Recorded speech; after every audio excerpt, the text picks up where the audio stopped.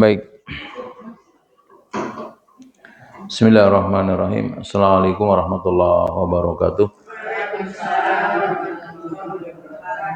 Innal hamdalillah nahmaduhu wa nasta'inuhu wa nastaghfiruh wa na'udzu billahi min sururi anfusina wa min sayyiati a'malina may yahdihillahu fala mudhillalah wa may yudlilhu fala hadiyalah.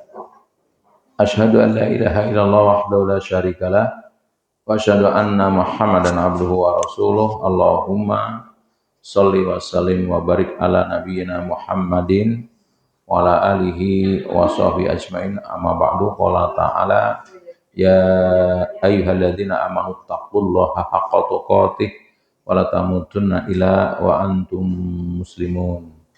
Yang sama-sama kita hormati insyaallah Umi Ulan juga ibu-ibu sekalian yang hadir pada kesempatan pagi hari ini.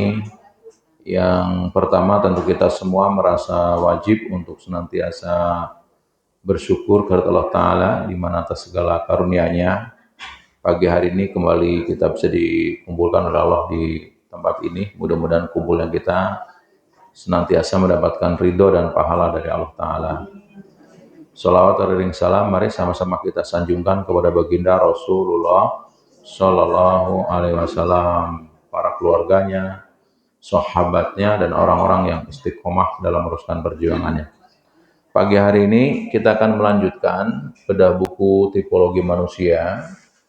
Perjalanan kita hari ini akan melanjutkan di bab 3 halaman 43. Bab 3 halaman 43 untuk ibu-ibu yang sudah megang bukunya untuk dibuka sambil mentadaburi bersama-sama, sambil mempelajari bersama-sama. Ketemu ya? Oke, sebelum ke bab 3, saya akan mengulang materi yang sebelumnya biar ibu yang kemarin belum sempat ikut nyambung di mana. Jadi begini. Pertama dipahami bahwa kodrat dasar manusia adalah mencintai kebaikan dan ingin selalu melakukan hal baik. Itu kodratnya. Saya ibu terlahir itu suci sekali. Senangnya kita, fitrah kita ingin mencintai, bukan ingin mencintai kebaikan dan ingin selalu berbuat baik. Nah, tetapi kenapa kodrat itu menghilang dari diri kita? Kapan kodrat itu menghilang? Ujian hiduplah yang mengawali segalanya.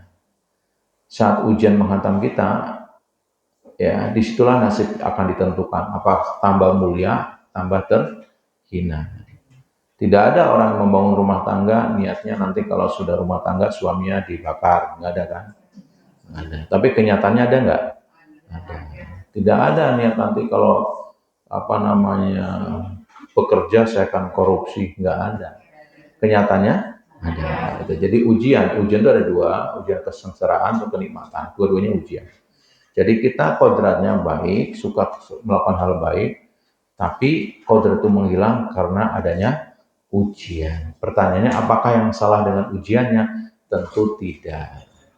Yang perlu kita perhatikan adalah sikap kita dalam menghadapi ujian. Nah, sikap kita menentukan kita. Hari ini kita akan mempelajari di antara sikap manusia dalam menghadapi ujian itu dibagi menjadi 3 kelompok.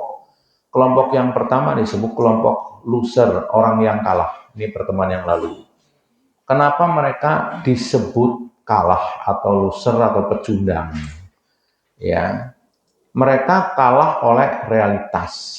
Di halaman 6 kalau yang mengulang dikit. Mereka menggunakan ujian Allah untuk menghancurkan dirinya. Ujian dijadikan beban untuk memperburuk dan memperlemah dirinya. Mereka membiarkan dirinya hanyut ke dalam masalah dan mempermasalahkan masalah, ujungnya menjadi sumber masalah. Saya ulangi. Kelompok yang pertama ketika diuji fokusnya kepada masalah, mempermasalahkan masalah, ujungnya menjadi sumber masalah. Itu kelompok pertama. Jadi kalau ibu kalau diuji misalnya ekonomi, Mau tidur mikirin utang, bangun tidur utang, terus fokusnya masalah aja. Pasti sumber masalah. Ibu kesel sama pasangan gitu, terus dipikirin, bermasalah. Masalah nggak dimasakin, masalah kemudian macam-macam gitu. Ya, tapi kalau fokusnya kepada Allah tidak, dia akan mencari pesan cintanya. Oh kenapa ya hari ini suami saya seperti ini? Oh mungkin dia terlalu banyak masalah di kantor, memahami. Oh mungkin ujian Allah agar Allah lagi rindu kepada jeritan saya, biar saya banyak berdoa. Jadi selalu ada pesan cinta. Nah orang-orang loser itu tidak. Dia fokusnya masalah, mempermasalahkan masalah, ujungnya menjadi sumber masalah. Dikalah oleh realitas. Realitas tahu? Kenyataan hidup. Realitas. Kenyataan hidup selalu dua. Kadang kita mendapatkan yang diinginkan, kadang mendapatkan yang tidak diinginkan. Dan semua sifatnya sementara. Saya percaya, Ibu pernah mengalami diuji? Kalau dari wajahnya, wajah-wajah diuji. Pertanyaan saya adalah, apakah selama hidup Ibu terus menderita? Enggak. Yang bahagia, apakah Ibu selamanya bahagia? Ya ganti-ganti saja. Sekarang tersenyum, besok nangis, sekarang nyengir, besok apa gitu kan. Begitu saja hidup.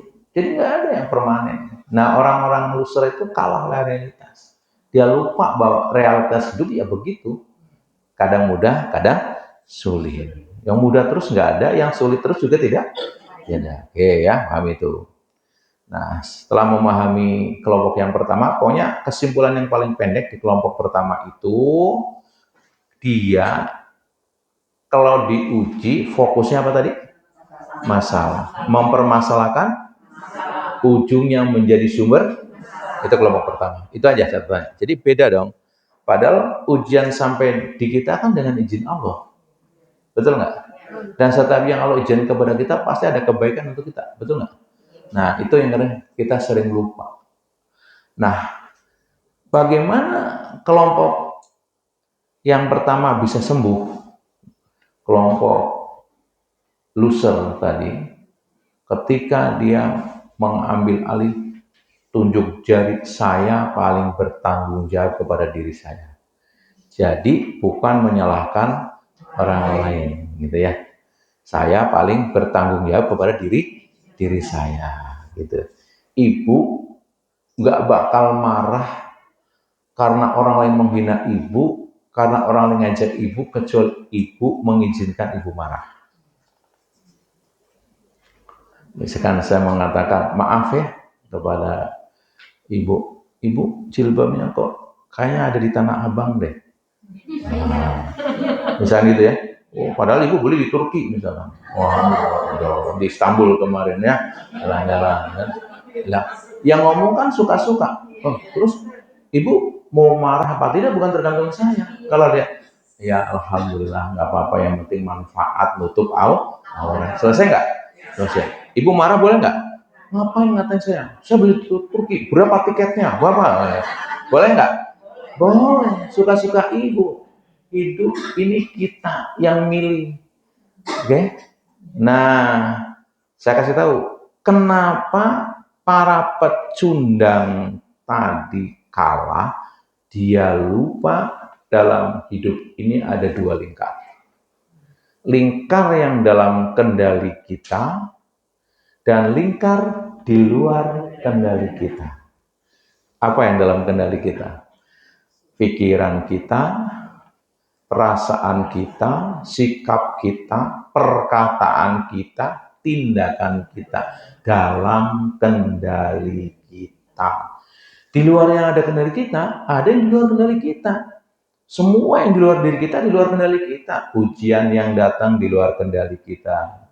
Orang ngomong kepada kita di luar kendali kita. Apalagi sakit yang datang di luar kendali kita.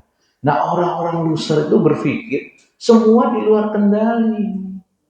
Jadi kalau ada orang ngejek ya automatically marah. Padahal orang ngejek di luar kendali kita. Ibu nggak bisa ngomong, Bu jangan ngejek saya, jangan suka-suka saya ngejek kamu mau apa? Ibu bisa nyetopnya nggak? Nggak bisa. Misalkan nih, Suami marah, "Mbok jangan marah, suka-suka saya, marah-marah saja." Ibu bisa menghentikan? Enggak. Kenapa? Di luar kendali kita. Kabar baiknya, kalaupun kita nggak bisa mengendalikan dia, kita bisa mengendalikan dalam diri kita. Tugas kita mengendalikan yang dalam kendali kita. Oke, misalkan tadi, mohon maaf, ada ibu diejek misalkan begitu. Alhamdulillah saya diejek, berarti apa? Untuk memperbaiki pribadi saya. Alhamdulillah diejek, dosa saya berkurang. Alhamdulillah difitnah, dosa saya berkurang, pahala saya tambah. Itu karena pikiran kita dalam kendali kita. Jadi kalau ibu nggak bisa maksa orang lain untuk mengerti kita, mengerti dong, saya pulang dari Turki nih, biayanya mahal gitu kan. Ya kalau yang pernah ke Turki kan ada, tanya Umi itu, ada pasar yang Masya Allah ya Umi, tinggal memilih tuh model apa ya. Dan kabarnya yang paling banyak itu orang Indonesia juga yang belanja gitu ya. Oke. Nah, jadi misalkan Umi maksa dia untuk mengerti saya. Mengerti dong, saya ini spesial jalan-jalan ke Turki, hadiah dari suami.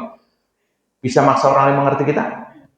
Nah, kabar baiknya nih, kalau ibu nggak bisa maksa orang lain mengerti kita, kita bisa maksa diri kita mengerti orang lain. Kenapa ibu bisa maksa diri ibu? Dalam kendali ibu. Yes. Jadi kalau gitu hidup sangat simpel. Ya, ibu menderita apa tidak bukan karena yang lain, karena ibu memilih. Ibu bisa dalam keadaan sakit bahagia. Kalau ibu cara sakit di luar kendali kita, tapi saya berpikir, saya merasakan dalam kendali kita. Nanti ketika belajar tentang winner, orang-orang yang berpikir pemenang ketika sakit dia melihat berpikir positif. Oh mungkin ini penggugur dosa saya, bahagia. Oh mumpung sakit, saya doanya makbul. Wah senang sekali lah makbul. Saya akan berdoa untuk anak saya, untuk keluarga saya, untuk orang-orang saya cinta yang sudah nggak ada. Subhanallah, dia sakit, tapi bahagia. Kenapa? Karena bahagia apa menderita bukan karena faktor luar. Kita yang memilih. Oke? Ketangkap di sini. Nggak harus paham dulu. Ini belum dalam. Ini baru ngomong, belum sampai nanti dalamnya di winner, tapi pemenang. Tapi ibu mengerti dulu. Jadi yang disebut kalah, kalau begitu, kalah oleh siapa? Yes, kalah oleh hawa nafsu. Jadi bukan kalah oleh orang lain. Ibu nggak ada kalah orang lain. Kalah sama diri sendiri. Kalah oleh hawa nafsu. Coba ciri hawa nafsu apa? Ya suka marah, pokoknya nggak mau menderita, ingin cepat kaya, surga cepat lah. Kalau sakit ingin cepat sembuh, begitulah hawa nafsu. Makanya pintunya itu banyak, marah, terlalu gembira, masuk semua, gitu ya.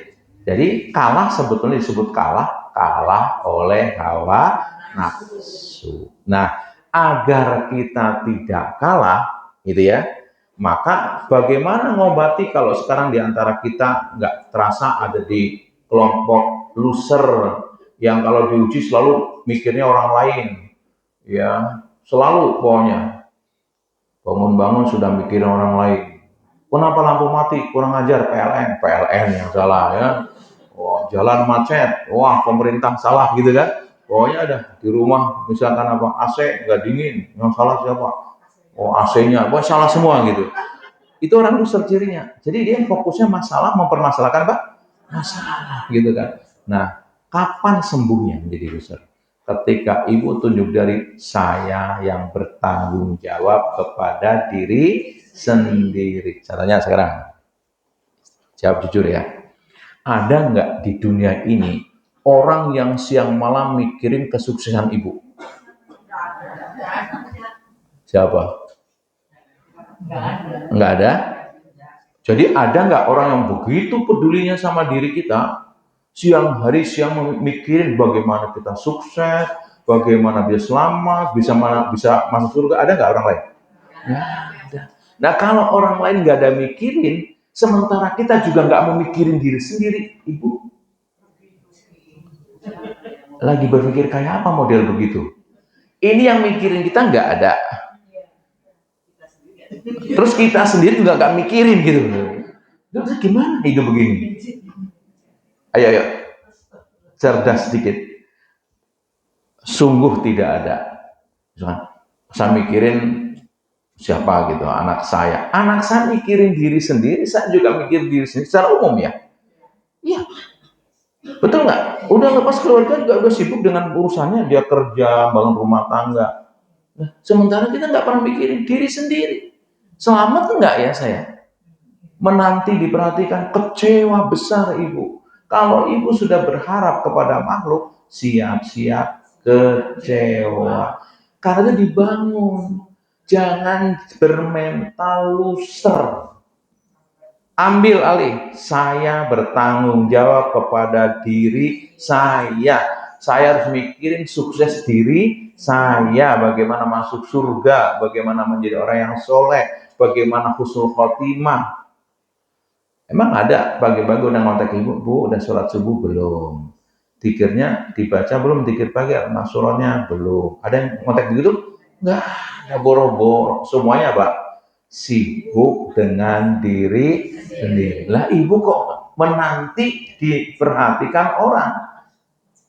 Ini kekalahan pertama. Jadi ibu segera ambil alih, saya orang yang paling bertanggung jawab terhadap diri saya.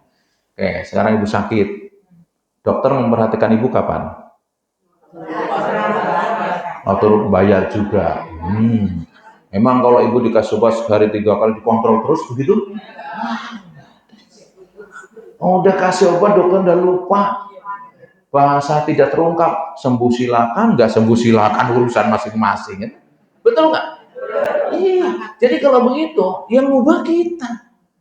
Bahwa ikhtiar kita ke dokter, yes. Tanya yang ahli, tindakan berikutnya kita. Makanya kalau ibu nggak melatih ini, berbahaya dalam hidup. Coba, Pak Rahmat mau nulis buku sampai 9 buku sekarang ya. Yang 9 sebentar lagi selesai.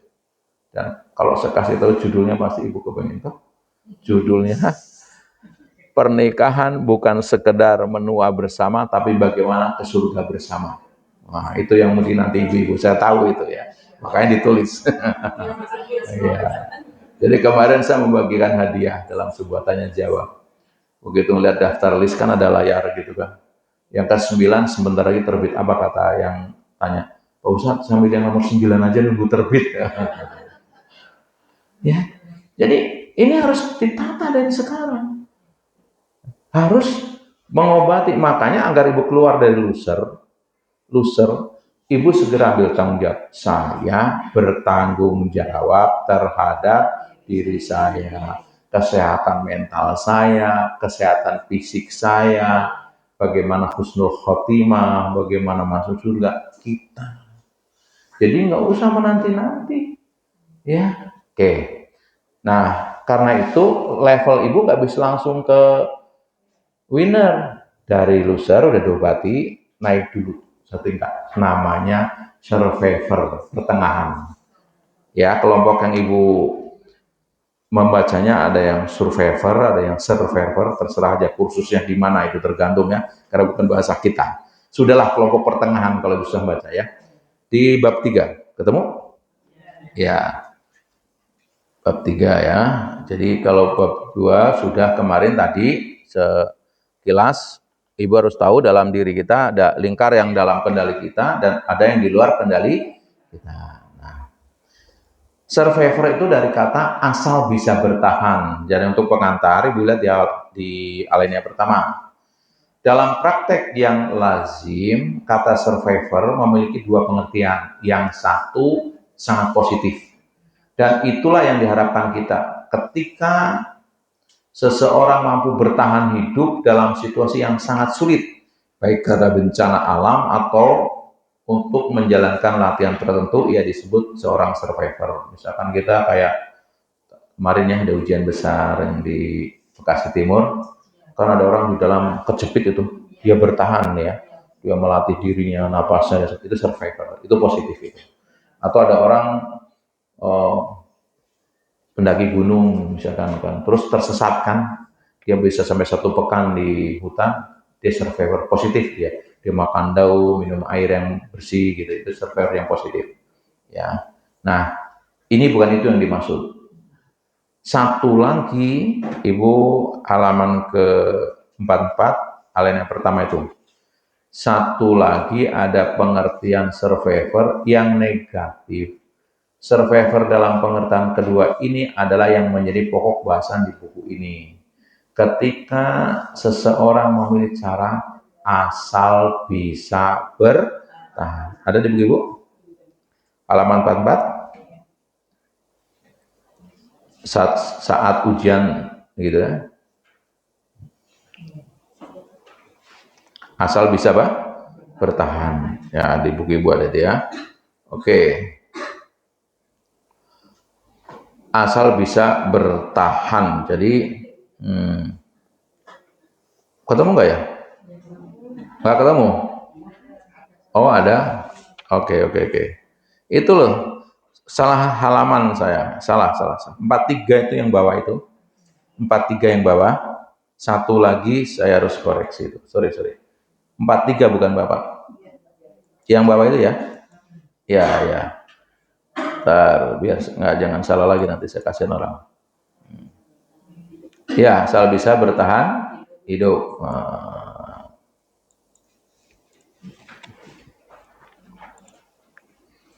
Ketemu dah. Oke, jadi itu maknanya. Satu lagi ada pengertian survivor yang negatif. Survivor dalam pengertian kedua inilah menjadi pokok bahasan di buku ini. Ketika seseorang memilih cara asal bisa bertahan hidup, padahal tersedia pilihan lain yang lebih bagus, maka menjadi survivor seperti ini dapat membahayakannya dalam jangka panjang. Ini yang nggak boleh. Jadi misalkan ibu sakit, kemudian dikasih obat, suruh olahraga, misalkan, terus suruh merubah pola makan gitu. Ibu cuma minum obat, nggak mau olahraga, nggak mau merubah pola makan. Kalau tanya, yang penting gitu, bertahan. Nah, tidak boleh. Dalam Islam kita harus maksimal.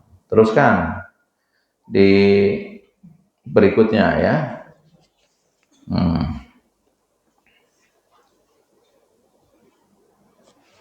Masih di halaman yang sama, Ibu tadi. Ketika seorang ini terus lebih ke sini langsung ke halaman 44. Saat ujian menghantam, langkahnya ia mengabaikan pelajaran yang bisa diambil dan abe terhadap peluang yang ditawarkan oleh kenyataan tersebut agar hidupnya lebih baik atau lebih maju. Dan seringkali alasannya adalah demi ketenangan, kebaikan, atau mempertimbangkan kemampuan. Padahal yang terjadi sebenarnya adalah karena tidak mau susah atau menghindari perjuangan yang merupakan tuntutan wajib sebuah perbaikan.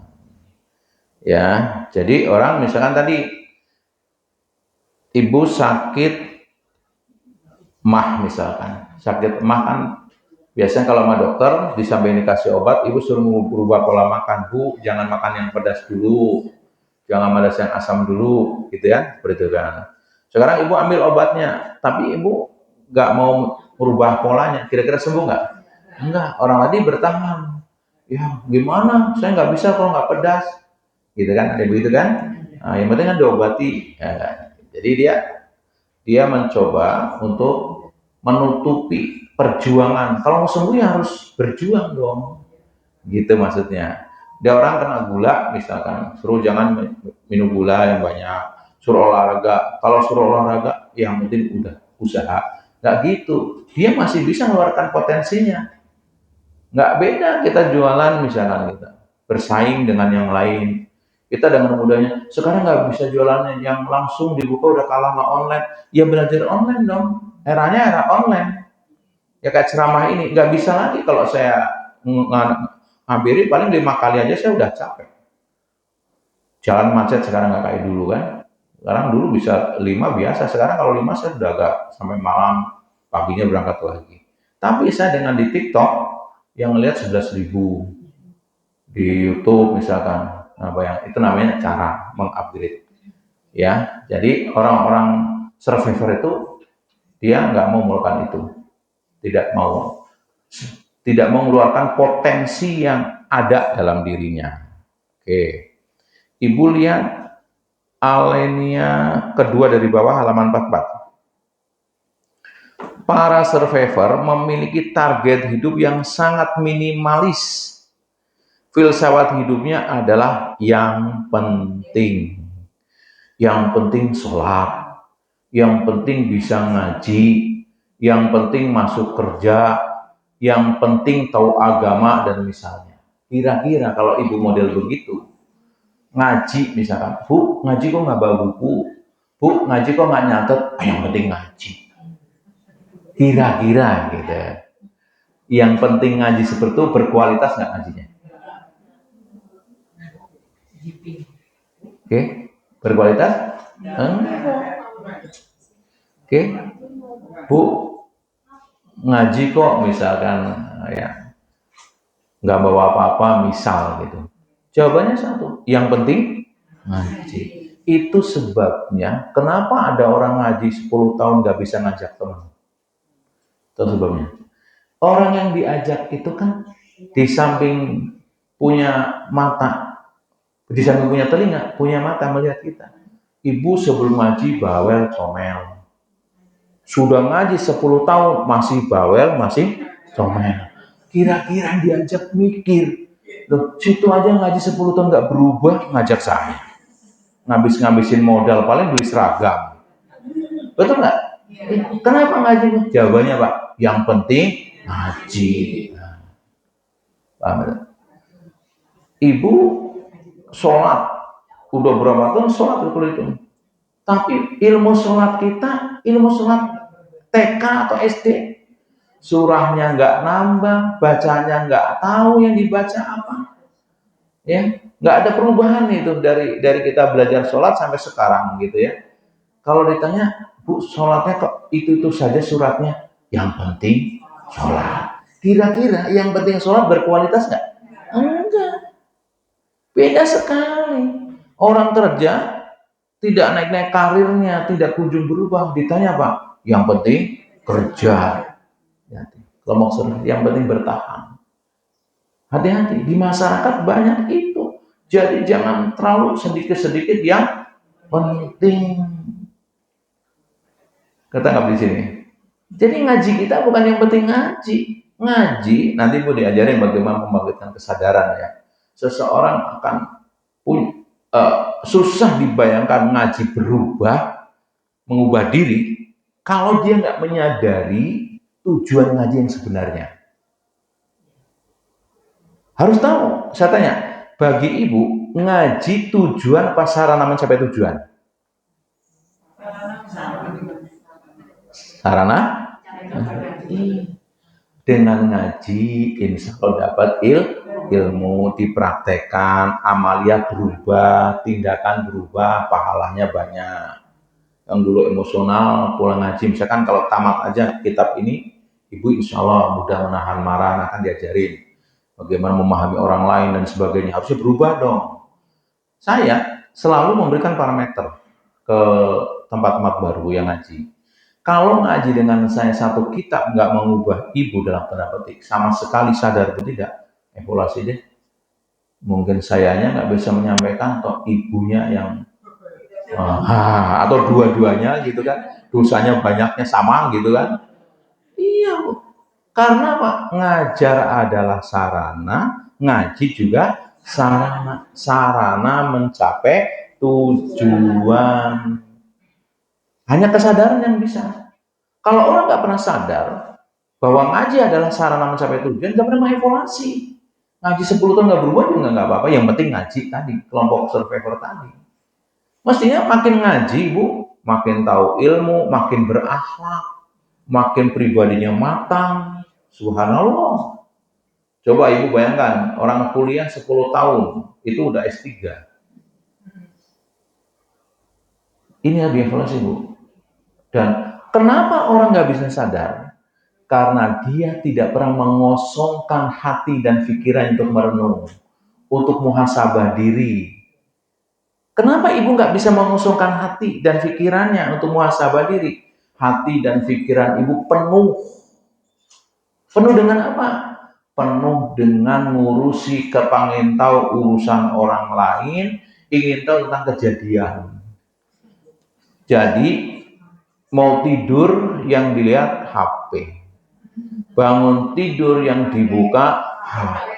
Kira-kira yang dilihat apa? Oh, urusan ijazah belum selesai.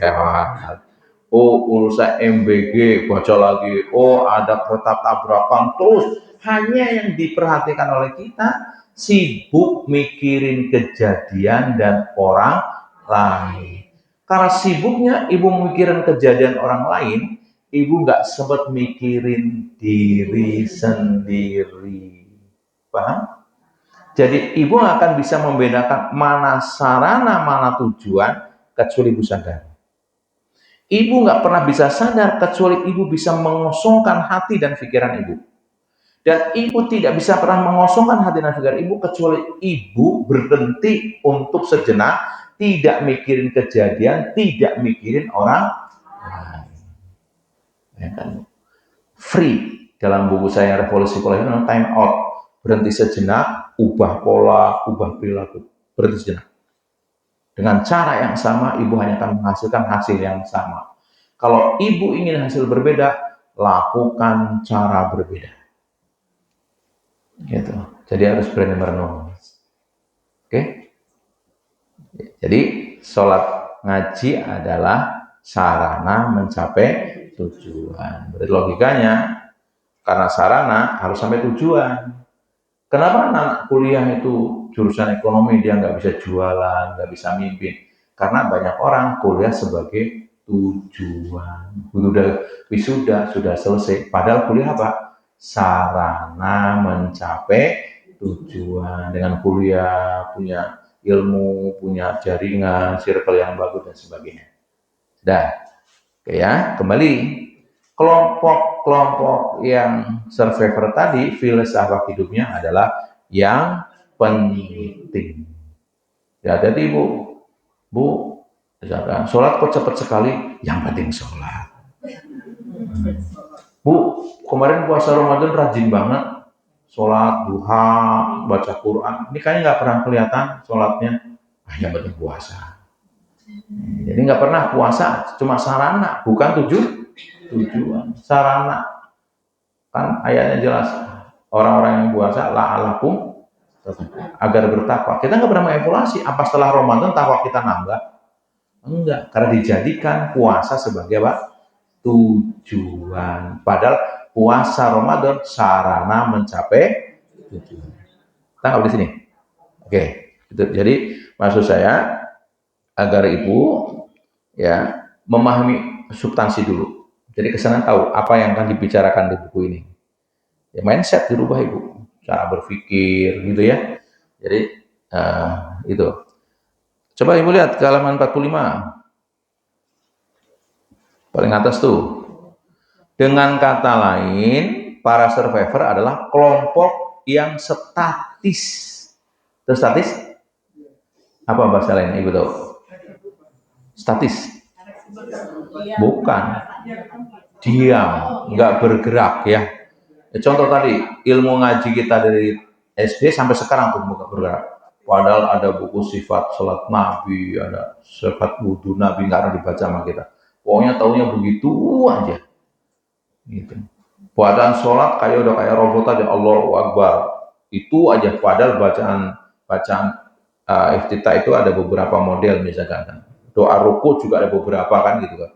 Kita karena tidak pernah berkembang, statis gitu ya. Padahal kita sholat, oh bagaimana biar lebih khusyuk, bagaimana biar berdampak, begitu ya.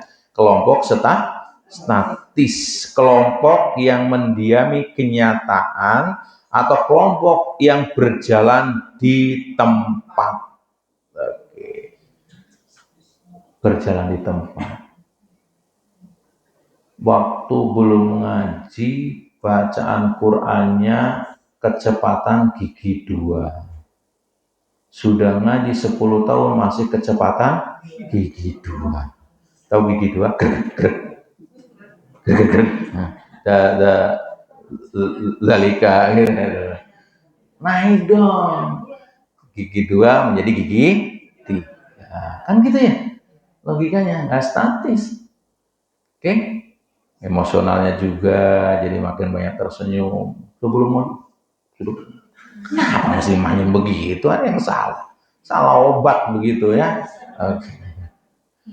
Nah, ada perkataan, saya membaca sih perkataan Ali bin Abi Thalib walau alam ya, sebagian mengatakan hadis yang lain. Jadi ada di buku ibu itu ya, mangkana yaumu khairan min amsi fahuwa robihun wa mangkana yaumu misla amsi fahuwa mahbunun wa mangkana yaumu syarra min amsi fahuwa malun. Lihat sini perkataan ini.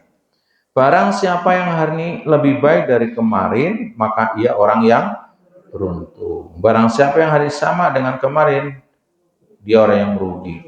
Barang siapa dia lebih buruk dari kemarin, celaka, terkutuk. Nah, kalau statis kelompok mana? Hari ini dengan kemarin apa? Sama. Berarti rugi. Gitu ya. Harusnya Pak lebih baik. Kan udah sepuh. Maka masuk kayak muda, anak muda aja. Sholat terlambat terus. Anak muda boleh, umurnya masih panjang, insya Allah. Udah deket tanah, sholat masih nggak tepat waktu. Padahal kematian tepat waktu. Jadi jangan sholat anytime ya. Karena apa? Kematian yang anytime kan. Sholat harus on time gitu kan. Ceritanya begitu. Oke. Sekarang Ibu lihat di judul yang besar tuh, menjemput keutamaan Allah. Menjadi kelompok yang statis jelas bertentangan dengan sunatullah. Kenapa? Zaman terus berubah dan setiap perubahan melahirkan apa? Persoalan baru dan setiap persoalan membutuhkan cara baru untuk menghadapinya. Jika seorang statis, maka ia menjadi korban dari perubahan. Contoh, ibu hari ini nggak mau belajar online. Bu, kok nggak ngaji? Hujan. Statis tuh. Emang nggak bisa tuh? Telepon Grab. Bisa nggak? Bisa. Bu, kok nggak ngaji? Nggak ada yang nganterin. Ketahuan tuh. Jadul, bukan malas. Lah, ibu mencet ini bisa nggak abang ojek datang? Oke, Grab datang bisa nggak? Nggak. Ini belum masak, kelaparan. Ibu nggak punya uang sih, tapi kan hujan. Jadul. Tinggal apa? GoFood kan? Iya. Coba. Wah, materi Paramat lupa kemarin. Nah, Umi udah siapin video, tinggal dibuka. Emang lupa yang kemarin? Ya, namanya ngaji kalau denger langsung buka YouTube. Tapi nggak bisa saya. Kelompok apa? Statis. Ibu buka toko nih. Kenapa? Karena kesal, zaman berubah, ini jualan susah, semua serba online. Sudah tahu semua serba online, mestinya apa? Belajar bisnis online. Ngerti Ibu? Masa menjadi manusia statis? Nggak bisa. Paramat bukan wang-wang. Paramat ikutin semua.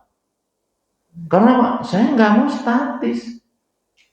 Coba, kalau saya ngajar ibu-ibu yang di Brussels, di Frankfurt, di Berlin harus datang. Kemarin corona pelajarannya, jadwal saya untuk 7 negara batal karena corona. Tapi muncul ilmu baru.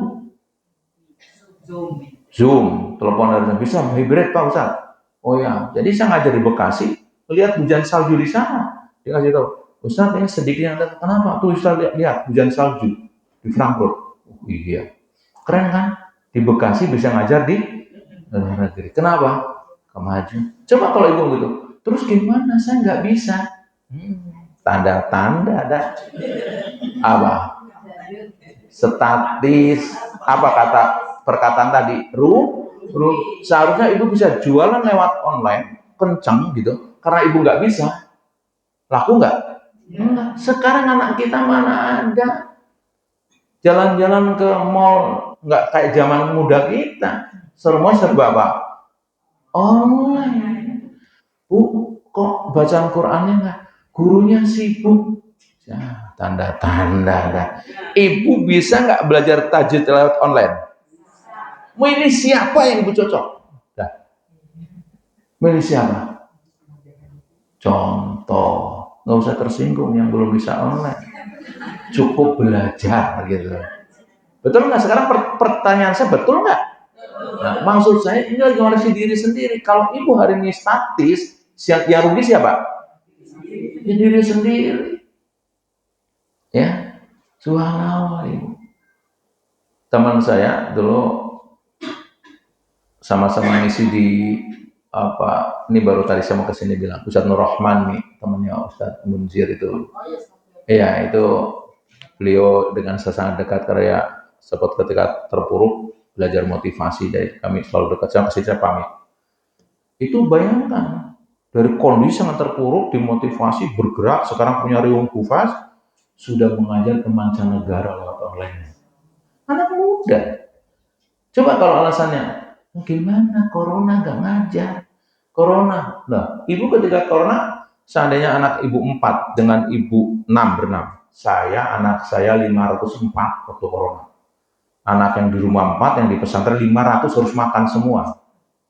Itu kan pesantren gratis dari SMP sampai kuliah. Terus karena corona nggak bisa bergerak, tanda-tanda apa? Statis. Ketangkap sekarang. Jadi orang-orang yang tadi disebut survivor negatif itu orang statis. Ibu tidak, ibu mau bergerak dari rumah. Sekarang di rumah pola pikirnya. Ibu bergerak kemarin fisiknya ke sini. Sekarang sama motivasi ini dirubah apanya? Pikirannya, mindsetnya dirubah. Geser. Kemarin baru geser. Geser ibu ngaji aja udah tambah sehat ibu. Kalau jalan dari rumah ke sini, udah ada perubahan. Sekarang bergeser cara berpikirnya. Tambah sehat jasmani dan rohani. Jadi yang belum bisa jualan online, belum bisa ngaji online, belum bisa bikin pesan apa. Ibu bikin kue, jual online. Ibu bisa ngajar kayak Umi, online. Loh enaknya begitu. Ibu mau jualan kue kok nawarin ketuk pintu, kue bu. Sekali ibu upload, subhanallah sudah. Gitu. Enggak, ini bukan ini pelajaran anak muda. Mau muda, mau tua, kalau nggak ngikutin perubahan, tak digilas oleh sunatullahnya memang harus berubah. Oke. Terus ke bawah sekarang menjemput keutamaan. Oke. Menjadi kelompok yang status tadi sudah ya jelas bertentangan dengan sunatullah. Kenapa? Zaman terus berubah dan setiap perubahan melahirkan apa? Persoalan baru dan setiap persoalan membutuhkan cara baru untuk menghadapinya. Jika seorang statis, maka ia menjadi apa? Korban dari perubahan. Subhanallah ya. Ini, nah di bawahnya rahmat, nikmat dan keutamaan kefadilah Allah tidak bisa didapat oleh orang yang menjadi korban perubahan. Saya tanya, dengan era online itu rahmat apa? Musibah? Tergantung. Bagi orang yang nggak mau berubah apa? Musibah. Ibu buka warung sepi karena orang semuanya online. Berarti musibah toh. Tapi bagi orang yang berubah, ini menjadi apa? Rahmat. Ibu, waktu Ramadan, saya kasih tahu ke ibu-ibu, masa nggak bisa saya kan masak gini-gini, jadi nggak bisa kayak laki-laki, badannya lebih kencang. Tanda-tanda dah. Wong ibu tinggal pesen GoFood kalau ibu punya uang. Jadi nggak usah masak terus, biar baca Qurannya agak banyak dikit. Gitu, dikirnya banyak, ngajinya banyak. Telepon mau makan apa? Ibu suka apa?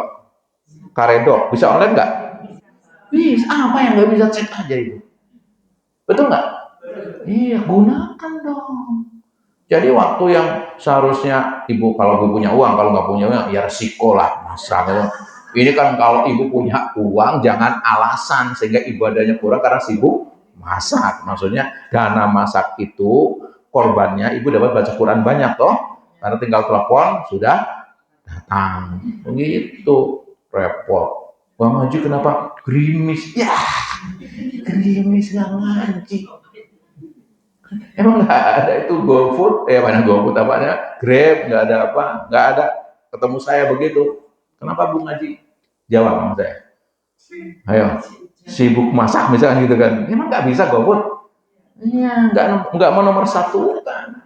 Gitu ya. Jadi dirubahlah mindsetnya ya. Nanti hati-hati ketemu para mat, banyak alasan habis itu ya. Karena berubah cara berpikir. Nah, anak saya di Mesir misalkan, saya nggak bisa ngontrol dia. Ya sangat mudah. Ibu bisa teleponan setiap saat, hanya beda waktu. Bahkan ngikutin dia kuliahnya apa dan sebagainya. Ini zaman udah berubah. Oke, jangan menjadi korban perubahan. Nah, kelompok survivor tadi, kelompok yang penting menjadi korban perubahan. Kenapa? Dia statis. Oke, ya. Jadi rahmat, nikmat, dan fadilah ketuhanan Allah tidak bisa didapat oleh orang yang menjadi korban perubahan. Seperti misalnya teknologi saat ini misalkan tuh yang saya sampaikan tadi ya, berbagai macam ya. Nah, di halaman 46 ada uh, baris keempat, 1, 2, 3, 4. Petunjuk bijak berpesan. Yang membuat mati manusia bukanlah perubahan, tetapi apa? Penolakan mereka untuk berubah. Mati itu bukan mati orangnya, mati apanya?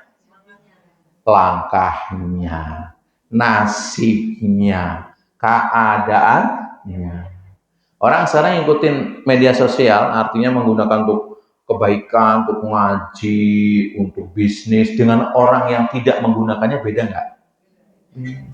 Tetangga kayaknya nganggur kok, duitnya banyak.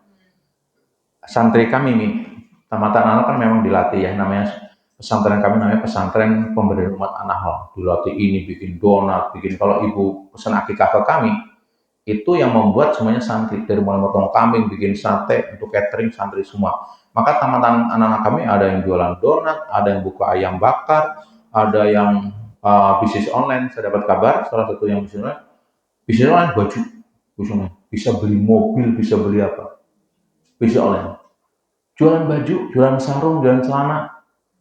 Coba, karena kami tak menghendaki anak-anak, namanya pemberdayaan. Gak boleh mereka tamat dari kami hidup dari dakwah, harus bisa menghidupi dakwah. Itu yang dilatih. Karena dia teknologi, kuasai teknologi. Gitu. Donat bisa bikin, tapi bukan masarin. Gitu. Jahit bisa, tapi bagaimana masarin? Harus lengkap itu. Online ini sudah luar biasa. Contohnya seperti itu. Contoh gambaran bahwa jangan sampai kita menjadi korban perubahan. Jadi sekali lagi, yang membuat mati manusia bukanlah perubahan, tetapi apa? Penolakan mereka untuk apa? Berubah. Oke. Di bawahnya, di samping itu, persoalan dan kebutuhan setiap orang juga tidak ada yang berkurang atau turun. Semakin bertambah usia seorang, ya, dia kebutuhannya semakin bertambah. Butuh ini. Dulu nggak sakit-sakitan, sekarang apa? Sakit-sakitan. Dulu nggak butuh pengawal, sekarang butuh pengawal. Dulu bisa jalan sendiri, sekarang dituntun. Oke? Seperti itulah kurang lebih ya. Nah, ya kayak Pak Rahmat kan, dulu bisa sendiri kemana-mana. Ya, sekarang nggak kuat fisiknya. Supir pun dua kan, supir subuh dengan supir siang nggak kuat. Untuk malam pulang subuh-subuh dengan antar lagi. Tepar dua-duanya kan. Nah, kalau saya udah ganti supir yang siang, malam, subuh sendiri gitu kan. Luar kota ganti, yang satu ganti. Untuk apa? Ya biar kita memang butuh orang gitu. Kalau misalkan ibu bisa bayangkan, saya nyetir sendiri, bawa barang sendiri, kesana kemari ke sendiri, kira-kira ada buku nggak? Nggak punya waktu. Saya urus pesantren sendiri, saya mudirnya, saya ngajar, bisa ketemu ibu nggak? Ya enggak, dikelola. Di sana ada mudirnya, ada pengasuhnya, ada kepala sekolahnya, ada asatidnya, baik yang di Bekasi ataupun di Bogor. Dibuat demikian. Gitu. Jadi kebutuhan kita makin perangannya banyak, butuhnya makin banyak. Makin di sini dilatih kita nggak boleh statis gitu. Oke, teruskan ya ke buku ibu tadi masih. Allah kan di samping itu penolakan dan perubahan setiap orang juga tidak ada yang berkurang atau turun. Semakin bertambah usia seseorang, Allah akan beri ujian yang lebih. Jika seorang diam, statis, atau hanya bertahan, maka ia menjadi korban kebutuhan dan masalahnya. Maka banyaklah dari kelompok kedua ini menjadi kelompok pertama seperti yang sudah kita bahas. Kelompok kedua ini kalau dibiarkan akan jatuh menjadi kelompok pertama karena menjadi korban. Kelompok apa pertama? Pecundang, orang yang kalah gitu. Tapi kalau ibu diajarin sekarang, ibu akan naik nanti apa aja. Oke. Selain itu, yang bawah itu nomor hal yang terakhir. Orang yang statis juga bertentangan dengan panggilan Allah. Setiap saat Allah memanggil hambanya yang beriman untuk apa? Merebut kemenangan dan keutamaannya. Ya, sudah pasti jika seorang ingin mendapatkan keutamaan Allah yang banyak, dibutuhkan kerja keras, kerja cerdas, ilmu dan kedekatan Allah ya. Jadi ibu lihat itu di halaman 40 ya.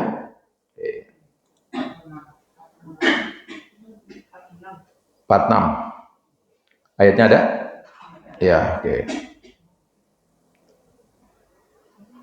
Summa arafnal kitabal ladzina astafaina min ibadina faminhum dzalimun li nafsi wa hum muqtasidu wa minhum sabiqum bil khairat bi idznillah dzalika huwa fadlul kabir. Kemudian terjemahnya halaman 47 ya. Kitab itu kami wariskan kepada orang-orang yang kami pilih di antara hamba-hamba kami. Lalu di antara mereka ada yang menganiaya diri mereka sendiri, dan di antara mereka ada yang pertengahan, dan di antara mereka ada pula yang lebih dahulu berbuat kebaikan dengan izin Allah. Yang itu adalah karunia yang amat. Coba ayat ini dasar ibu ada di mana? Jadi di antara manusia itu ada yang menganiaya diri sendiri. Kelompok apa nih menganiaya diri sendiri? Loser. Oke? Dan di antara mereka ada yang pertengahan, survivor. Dan di antara mereka ada pula yang lebih dahulu berbuat kebaikan dengan izin Allah. Tahu ya? Ada yang loser, kelompok yang menganiaya diri sendiri, ada yang survivor, pertengahan, ya, ada yang bersegera dalam kebaikan. Itu kelompok winner. Oke. Kelompok winner. Jadi itu yang harus ibu tahu.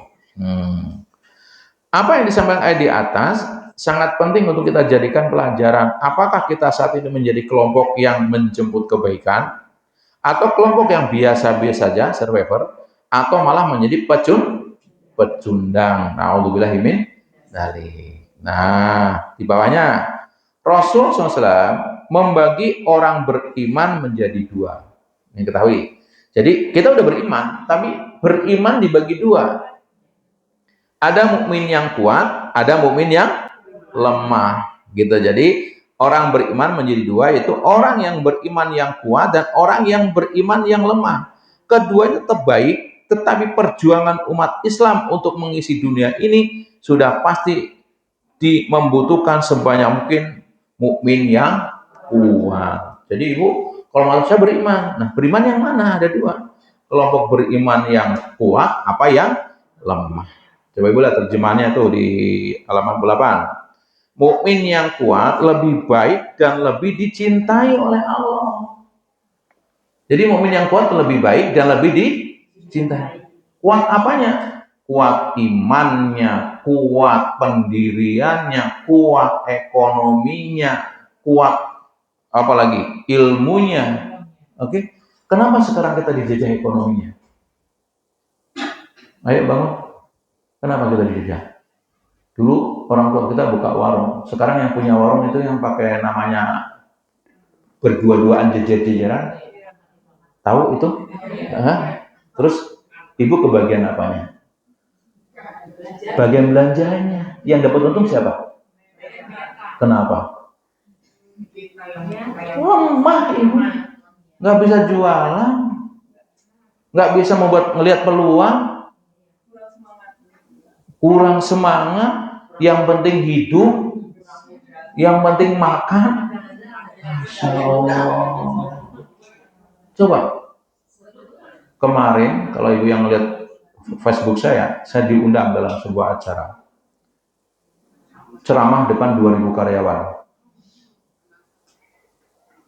Produk barulah, peralatan macam-macam yang sekarang berkembang luar biasa. Sehari bisa produksi 5 kontainer. Dalam kurang lebih 6 tahun buka cabang 1200. Apa yang miris? Kita ke bagian, Masya Allah, bagian yang produksi yang 24 jam, 8 jam ganti orang. Bosnya siapa? Saya mau ceramah, di screening 3 kali.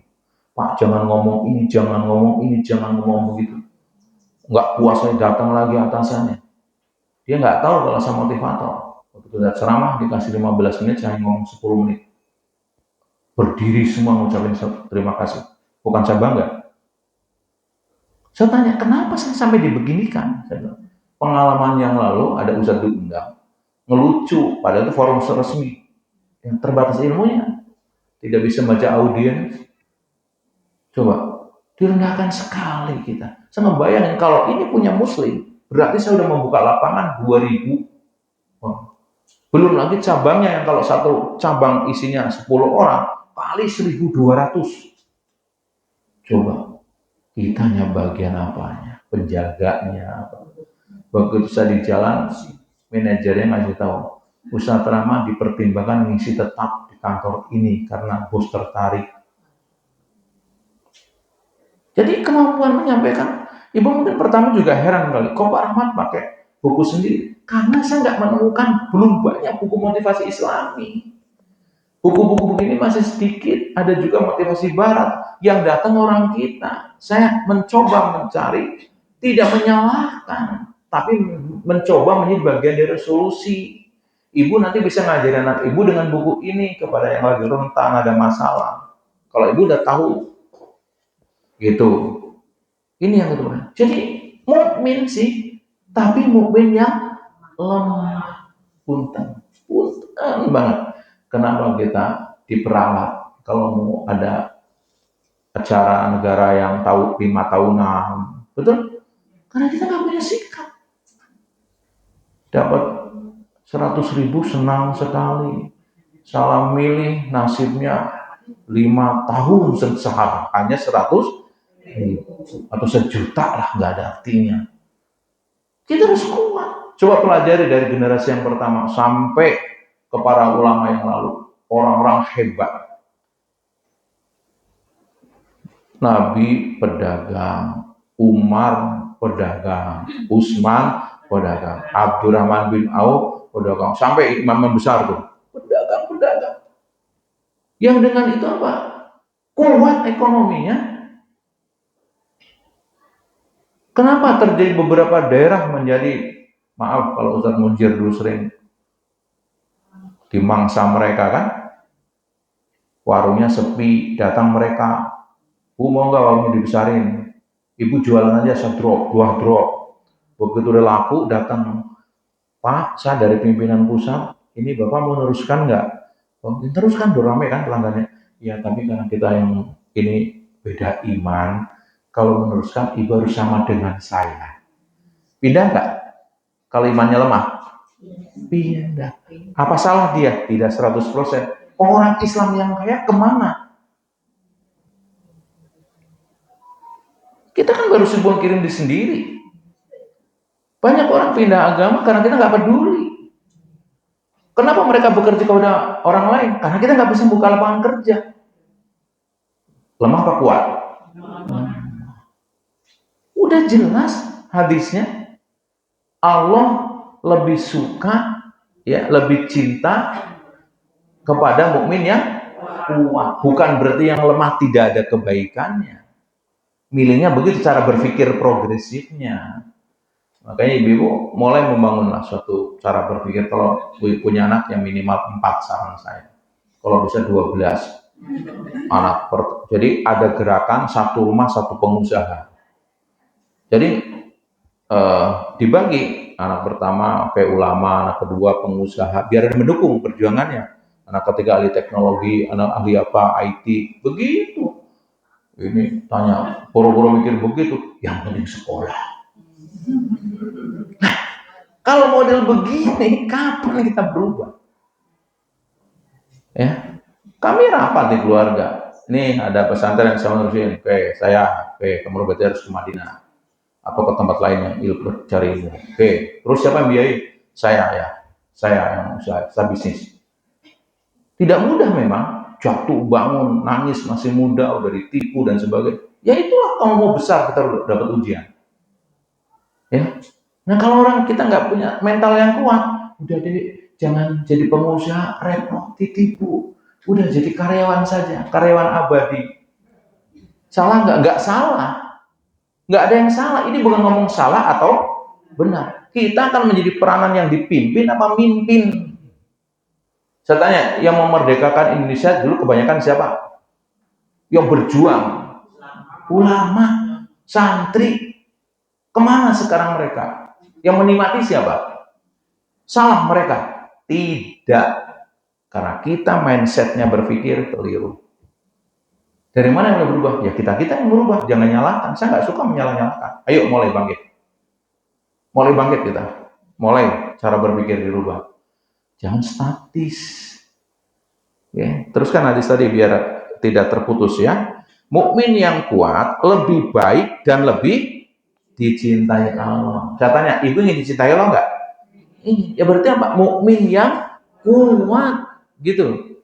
Ya, daripada mukmin yang lemah. Namun keduanya tentu memiliki kebaikan. Karena teruskan, ihris ala ma yanfa'uk. Bersemangatlah untuk hal-hal yang bermanfaat bagimu. Wasta'in billah, minta tolong kepada Allah dan janganlah engkau lemah. 3. Ibu mau berubah? Pertama, sungguh-sungguh. Ibu nggak usah kaget, selama Pak Rahmat yang suruh ngajar, nggak bakal nyantai dengan saya. Ngapain kesini? Saya nggak membagikan semangat kepada ibu. Coba, saya ngajar motivasi, saya ngajarin gini. Ibu-ibu, kalau mau sukses, ya harus semangat. Bukan Pak Rahmat kayak anak muda. Iya, saya berjiwa muda memang. Makanya saya berkarya, membuat ini, membuat itu. So, sudah tua. Tua dan muda itu kurang masalah angka saja. Semangat gak ngukur itu. Gitu, ibu, maksud saya yang lagi ngerasa lemah, enggak lah, bangkitlah. Minimal kuat doanya. Agar doanya kuat, banyak puasanya, banyak tahajudnya. Tetap aja harus sungguh. Betul nggak? Oke, jadi harus dipahami, jangan nanti ibu nenek-nenek belajar online malah salah-salah ya, kata Pak Rahmat suruh belajar online. Ya kalau masih bisa belajar, kalau enggak ya banyak berdoa, biar doanya makbul, banyak puasa, banyak juga tahajud, banyak pula sedekah, kan gitu ya caranya. Oke. Jadi 3 kalau ibu mau berubah, sungguh-sungguh minta tolong Allah dan jangan lemah. Nanti diledekin cucunya berhenti. Ya nenek-nenek belajar online berhenti. Ya nenek-nenek baru belajar ngaji berhenti. Enggak. Terus belajar gitu kan. Misalkan, tapi di sini kan belum nenek-nenek ya. Baru calon nenek-nenek lah ya. Nah, calon semua, oke. Nah, udah apa belum? Udah. Jika engkau tertimpa musibah, maka janganlah engkau katakan seandainya aku lakukan demikian dan demikian, akan tetapi hendaklah kamu katakan ini sudah jadi takdir Allah. Setiap apa yang telah dia kehendaki pasti terpendek kata, sikap mentalnya dibangun. Ibu mulai perubahan itu ada berhasil, ada tidak. Kalau nggak berhasil jangan mengatakan, oh seandainya kemarin nggak ngaji Pak Rahman nggak begini, korban terpengaruh ini. Enggak ada. Qadarullah masya'a fa'ala. Jadi harus ada prinsip-prinsip yang ibu bangun sehingga berjalan dengan baik. Oke. Lanjut. Halaman 49. Mukmin yang kuat adalah para pemenang. Sedang kelompok statis masuk dalam kategori mukmin yang lemah. Untuk menjadi mukmin yang kuat ada isyarat yang jelas sekali dari Rasul dalam hadis di atas, antara lain harus berjuang keras untuk mendapatkan apa saja yang bermanfaat. Mungkin ilmu, peranan sosial, harta, amal, pendidikan, dan seterusnya. Ini ibu nggak bisa dapat ilmu begini kalau nggak berjuang keras keluar dari rumah ke sini. Ini kan jam rebahan sambil ngemil, sambil baca WA, kan itu ya. Ibu harus berangkat ke sini. Sudah di sini masih diledekin sama Pak Rahmat lagi kan. Coba, harus berjuang keras. Nggak bisa. Ibu kan nggak bisa merubah diri kita kecuali ibu tadi ngerti saya bertanggung jawab kepada diri. Kalau gitu siapa yang bisa mendisiplinkan ibu untuk bekerja keras? Diri sendiri. Mendisiplinkan ibu untuk dijauhkan dari api neraka. Ya, itu. Jadi take over. Saya bertanggung jawab kepada diri sendiri. Gitu ya. Terserah ibu mau kelompok yang kalah atau kelompok pertengahan atau kelompok yang pemenang. Nah, untuk menjadi pemenang, syaratnya tadi sudah tahu ya. Ibu harus sungguh libatkan Allah. Jadi kalau ibu lagi punya impian, dekat-dekat dengan Allah. Tahajudnya dikuatin, ya. Puasa yang biasanya ayam ubit Senin Kemis, yang biasa Senin Kemis naikin ke Daud. Siap benar-benar baca Qur'annya, gitu. Sungguh-sungguh itu. Oke, intinya hal ini dua. Secara tidak langsung, Rasul melarang kita menjadi orang yang statis. Hanya menjalani kenyataan hari ini apa adanya. Menjalankan hidup Allah yang penting. Oke, besok kenapa ibu nggak datang? Gitu kan? Oh, hujan, tanda-tanda, gitu kan? Gitu kan? Udah mulai, gitu kan? Untuk diri sendiri ya. Ibu ngaji kok santai banget, nggak apa-apa. Yang penting ngaji, tanda-tanda belum tamat ya. Ibu kok cepat sekali sholatnya. Yang penting sholat, oh, udah tanda-tanda. Ibu jual kok nggak greget banget, nggak ada iklan, nggak ada apa. Yang penting jual. Kira-kira kalau ibu yang penting jualan hasilnya maksimal nggak? Tapi ada jawabannya, yang penting hidup. Kalau gitu udah segera pesan deh. Ya, 2x1. Kalau yang penting hidup udah bahaya toh? Ya, oke. Di halaman 49 masih. Lalu ada di bawah itu, Rasul SAW menyuruh kita menjadi orang yang karakternya kuat, tidak mudah hancur atau larut dalam keadaan buruk, misalkan menjadi pecundang. Karena orang beriman memiliki Allah yang maha besar, yang maha segalanya. Kenapa tidak meminta pertolongan kepada Allah? Bukan mengatakan seandainya. Ya, kalau ibu ke rumah saya isinya pointer tuh, quote-quote itu, mau lantai bawah 2 itu. Ya, kalau ibu ke rumah saya, pertama banyak bunga, cirinya karena istri saya suka bunga, di dalam rumah juga begitu. Makut, jangan katakan saya punya masalah besar.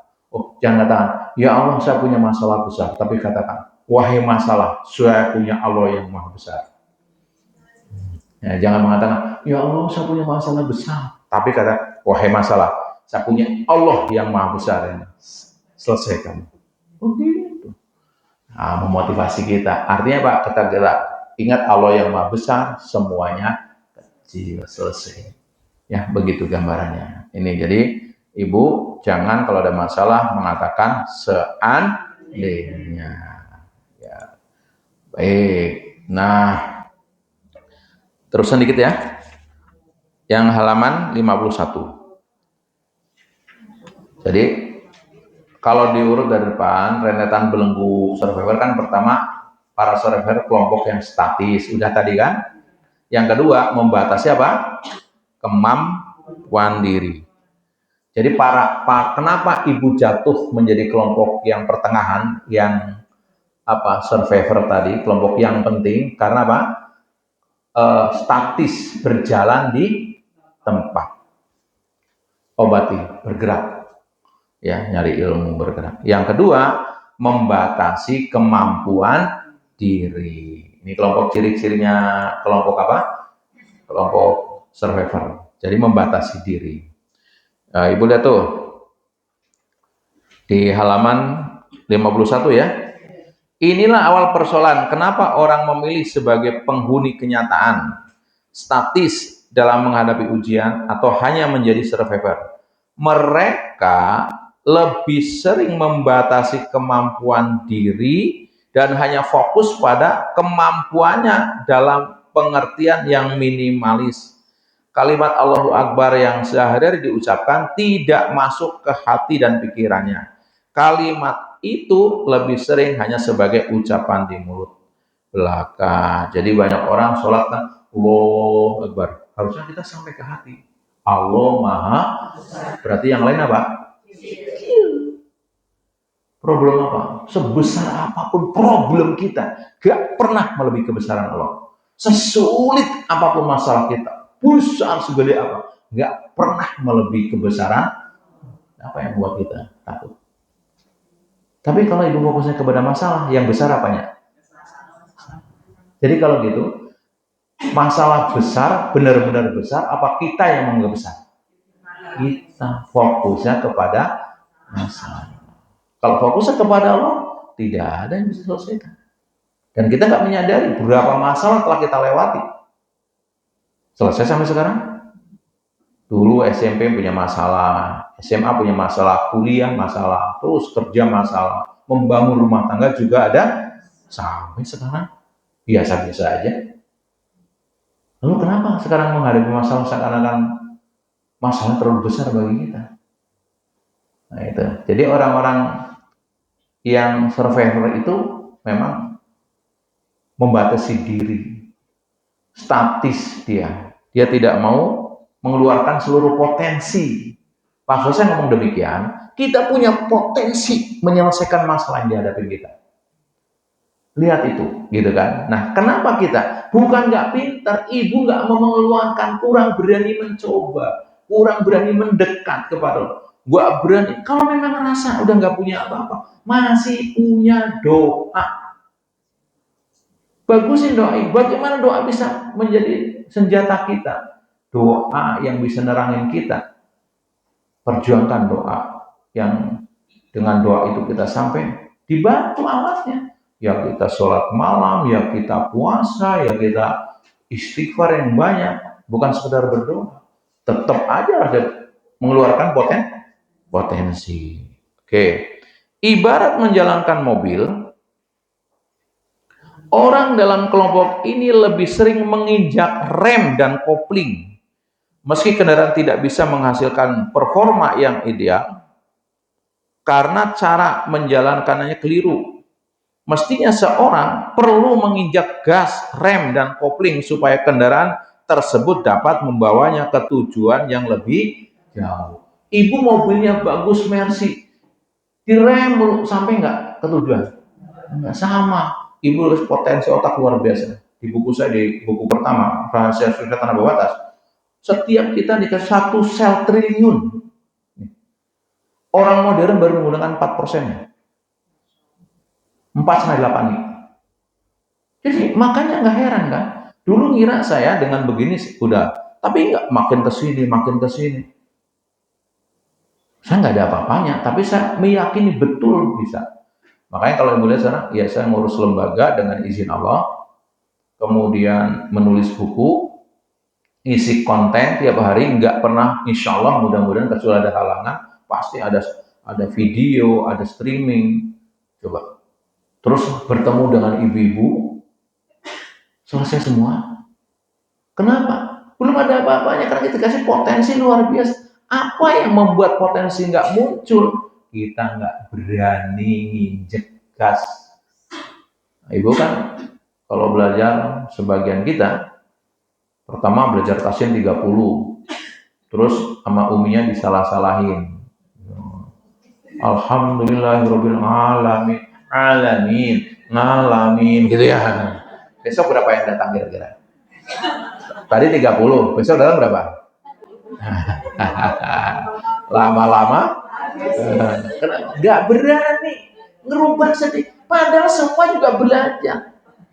Saya orang Jawa yang ngalamin dulunya juga. Surat Waqiah. Nggak yang dari Jawa, betul nggak? Iya. Bukan ain. Bukan. Ngalamin. Alhamdulillahirabbil ngalamin. Surat Waqiah, gitu kan? Betul nggak? Untuk berubah itu mudah nggak? Ya tidak. Coba terus, lama-lama bisa. Contohnya begitulah. Kita kalau sudah digas sedikit, langsung parkir. Paham ya? Padahal dia punya potensi itu maksudnya. Dagang sedikit, baru nawarin 3 orang ditolak, nangisnya 3 malam. Begini amat ditolak, baru berapa? 3, belum 300, belum 3.000. Saya dulu sering nawarin komputer, dimarah-marah gitu kan. Datang baru, sales gitu kan. Terus saya nggak mau kalah. Wah, teman saya sampai ngeludah-ngeludah, nggak mau lagi saya Pak sih, nggak apa-apa, saya sendiri nanti. Suatu hari orang itu sakit. Terus anak buahnya ngasih tahu, ibu ini sakit Pak. Di mana? Saya tanya. Di rumah sakit Pondok Gede. Boleh minta alamatnya? Kasih. Saya datang. Karena dia orang yang memang agak model gayanya lah, kepemimpinan orang bos biasa kan dalam sana. Assalamualaikum ibu. Pak Rahmat ya. Saya bawa istri. Terus saya puji. Ada anaknya kan. Bu ini siapa? Anak saya. Waduh, masya Allah, bersyukur ya bu, anaknya ganteng-ganteng. Gitu. Nah, terus lewat bapaknya kan, gagah memang pejabat juga. Terus siapa bu? Suami. Oh kenalan pak, saya ini gitu kan. Aduh, ibu beruntung ya punya suami yang perhatian, ganteng lagi gitu. Kira-kira gimana? Kira-kira lagi sakit, didatangin bawa buah gitu. Besok anak buahnya telepon, Pak Rahmat bisa ke kantor, dipanggil ibu. Oke, langsung dapat order sekali bawa tuh. Kan dulu saya servis komputer, satu mobil. Berkembang dari berapa orang, berkembang, referensi lagi. Jangan menyerah. Apa keuntungannya? Kalau masuknya sulit, udah masuk susah keluar. Kenapa? Orang nggak berani karena galak kan gitu kan. Ada cara. Seperti itu, dan semua teknik begitu. Jadi jangan menyerah gitu. Saya ke pedalaman. Sampai di sana, medannya luar biasa. Saya dimarah-marah. Oh ini yang suka ngambilin anak pedalaman ya, mau dibawa ke sana ke Jawa suruh minta-minta di lampu merah, ini ya. Saya baru pertama, tapi mungkin ada oknum seperti itu. Wah itu udah hampir saja apain itu. Ada yang orang sana asli menenangkan, begini aja. Ini kan kita baru ketemu dia sekarang, ikutin aja di mana kantornya. Boleh? Saya belikan tiket, datang ke pesantren. Nangis ngeliat pesantrennya bagus, dia sebagian datang bawa obat nyamuk, dikira pesantren tai bubuk. Iya bu. Setelah itu tidak sekedar santrinya yang dikirim dari sana, saya dikasih wakaf tanah berapa di sana, puluhan hektar itu. Bahkan di antara tanah itu mengandung emas ya waktu itu, tapi pengelolaannya tidak mudah. Dari mana coba? Kalau saya pulang waktu itu dapat nggak? Itulah perjuangan. Apa semua yang niat baik pasti disambut dengan baik? Tidak.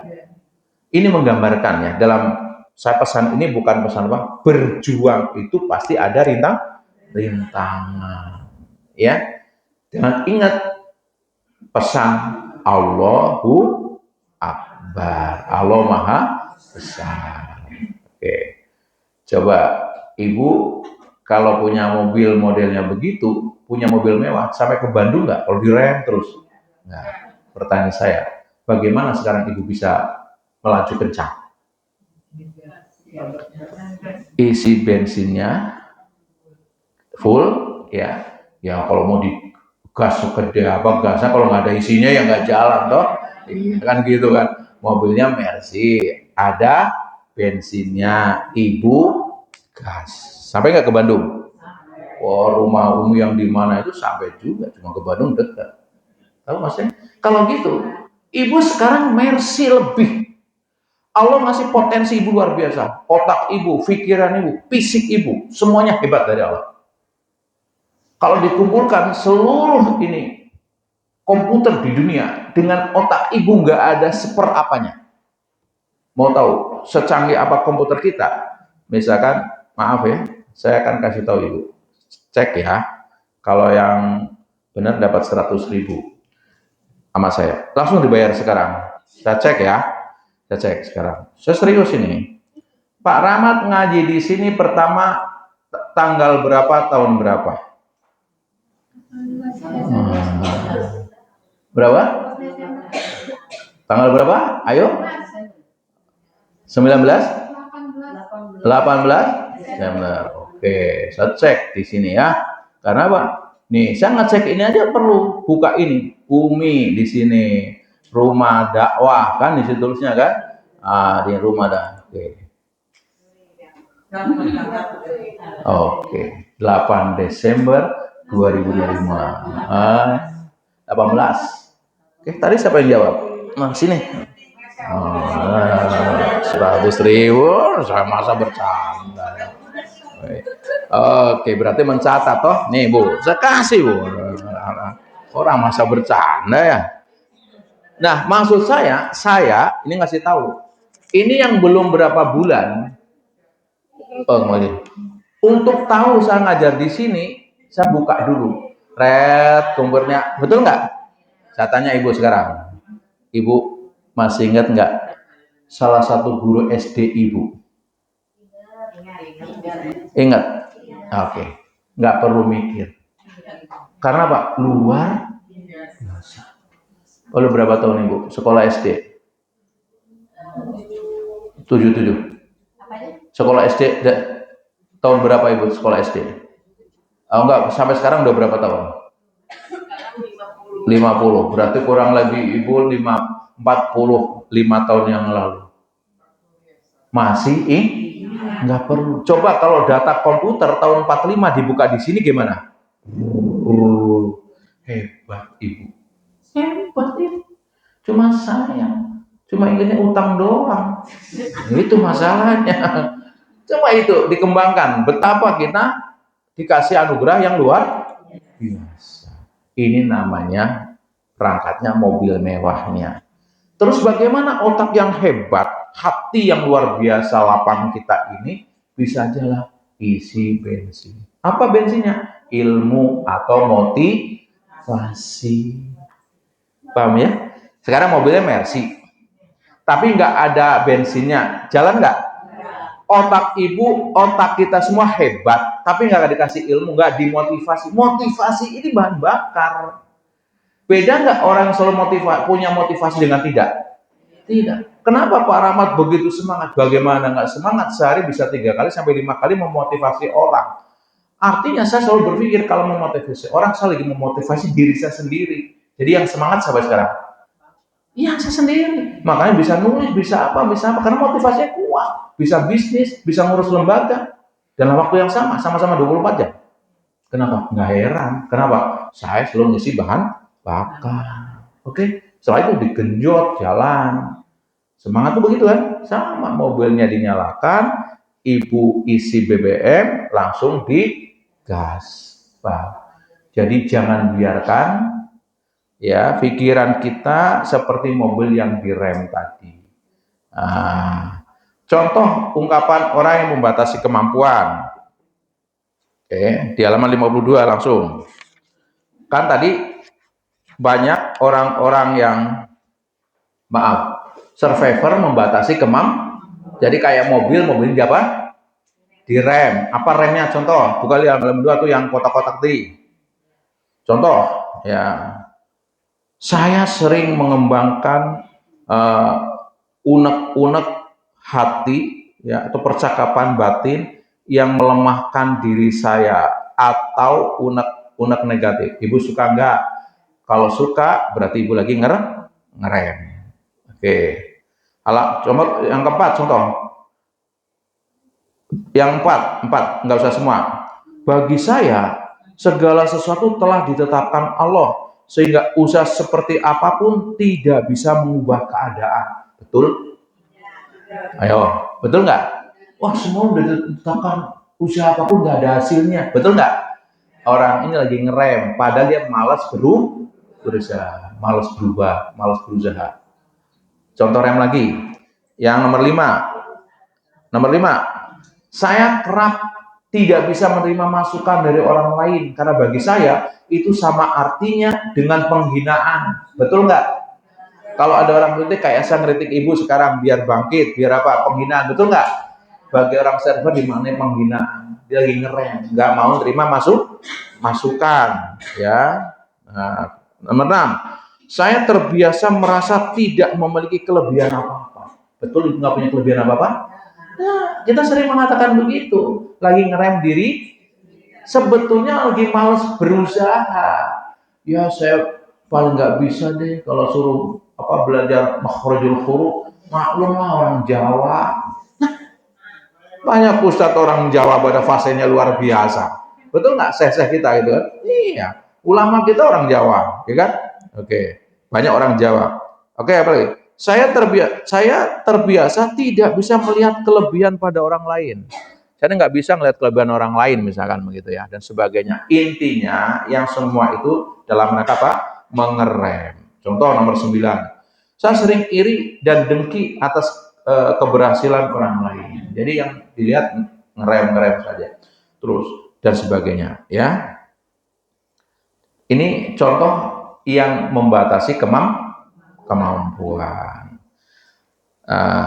Terus ibu ke halaman 54 sedikit gitu ya. Paling alinea kedua dari bawah. Oke. Para survivor membiarkan perasaan negatif itu menguasai dirinya sehingga menjadi karakter atau sifat orang yang menjadi korban. Mereka tidak mau mengeluarkan perlawanan dari dalam, mereka tidak segera menarik diri. Jadi orang-orang sering dirinya merasa korban. Oh, karena gurunya saya ngajarin nggak pinter jadi begini, yang korban. Yang salah siapa? Guru. Yang korban siapa? Murid kita. Ya, gara-gara banyak ini kemajuan teknologi bisnis online, sehingga saya nggak bisa jualan. Siapa yang korban? Kita. Yang salah? Kemajuan. Wah, ibu itu Umi kalau ngajarin ketat banget sih, suruh monyong-monyong gitu. Yang korban siapa? Kita, gurunya salah. Itu ciri survivor.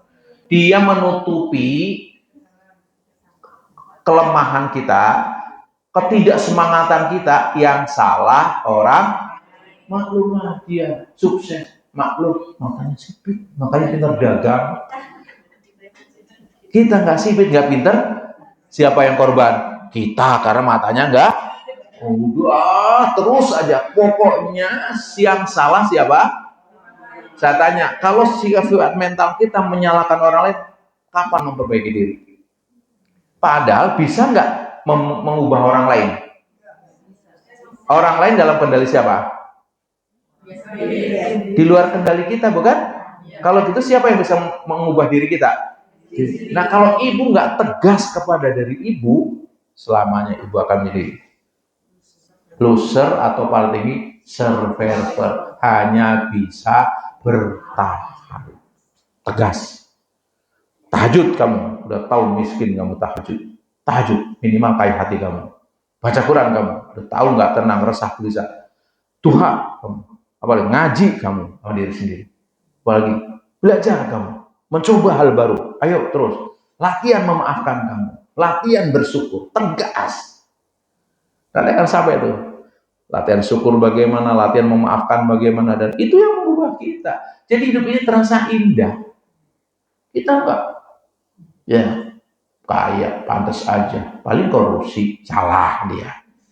Lagi orang lain ganti mobil, ya paling nggak bener itu, salah lagi. Sibuk menstempel orang, satu pengajian stempel ibu ini cantik tapi bawel, saya tempel sini, ibu ini kaya tapi pelit, stempel lagi sebelah sana, terus semuanya di stempel sampai lupa menstempel diri sendiri. Paham itu? Jadi orang-orang yang akan keluar, orang-orang akan keluar dari kelompok survivor ini, orang yang berani menengok ke dalam, bangkit dari dalam. Jadi mencari jalan ke dalam dulu, baru keluar. Oke ya, nanti diteruskan. Kalau ditakdirkan bisa ketemu, ya sabar aja ngaji, yang penting kan inspirasinya, hidayahnya. Dari saya apalah artinya. Semoga dengan ikhtiar kita ada hidayah. Jadi teman yang akan datang, jiwa kerdil membatasi langkah dan pandangan. Ini lagi ngobatin dulu, ngobatin agar ibu tidak menjadi kelompok survivor. Yang pertama kita tadi kelompok adalah membatasi di kemampuan diri, ngerem lah. Kalau ingat ngerem itu ibu lagi membatasi kemampuan, tidak menjemput keutamaan Allah. Ingat mobil tadi ya, ibu mobilnya bagus, tapi tidak mau ngegas di rem terus. Bagus mau ngegas tapi nggak diisi BBM. Tiga-tiganya, mobilnya bagus sudah dikasih sama Allah, potensi kita sama. Mereka juga bisa dagang, kita bisa. Mereka bisa hafal Quran, kenapa kita tidak? Ya, walaupun 1 juz 2 juz. Mereka juga bisa sabar, kenapa kita tidak? Mereka bisa memaafkan, kenapa kita tidak? Mereka bisa bahagia, kenapa kita tidak? Karena kasih sama. Yang membedakan apa? Ibu isi nggak BBM. BBM adalah agar ibu melaju. Apa? Ya salah satunya forum inilah. Nanti kan ada pusat lain dari aspek lain. Kalau dari saya memang ini pengisi BBM galimu kencang, bangkit gitu kan. Terus ibu tinggal mainkan kapan ngerem, kapan gas gitu. Nggak juga ngegas terus, nggak juga ngerem terus. Ngegas terus takutnya BBM-nya habis, masih digas, berhenti di tengah jalan.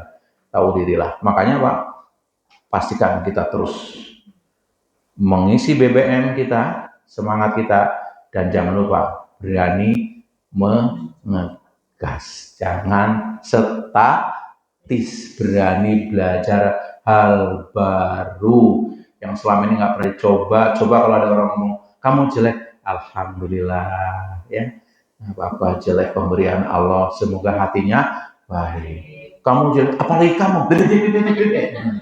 Nah, udah zaman dulu itu, zaman dulu. Bu, ada yang fitnah, ibu katanya begini, siapa itu? Enggak. Oh, siapa yang fitnah? Oh, ibu Ano, tolong belikan buah, antar ke yang fitnah saya.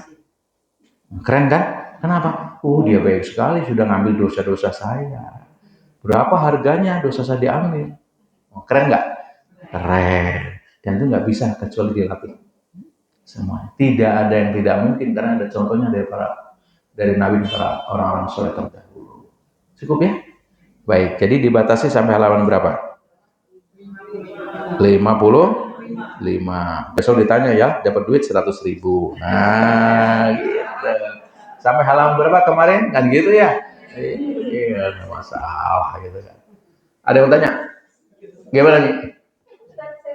Enggak. Fi amanillah. Waalaikumsalam warahmatullahi wabarakatuh. Hari ini saya bersyukur sekali bisa ikut kajian, di mana waktu bulan kemarin saya sudah kurang sehat ya. Alhamdulillah. Motivasi yang luar biasa buat saya. Terima kasih Bu. Alhamdulillah, Allah berikan kepada saya dan terima kasih pada Umi. Oh ya, yang penting Umi ini ya. Iya. Iya. Jadi saya kepengen bangkit, kepengen semangat banget. Iya, siap. Terima kasih. Jadi kalau mau bangkit, yang bisa membangkitkan ibu siapa? Yes, saya bertanggung jawab kepada diri saya. Saya harus sehat. Gitu. Ibu usia berapa sekarang? 67, alhamdulillah masih syukuri bonus Allah yang luar biasa.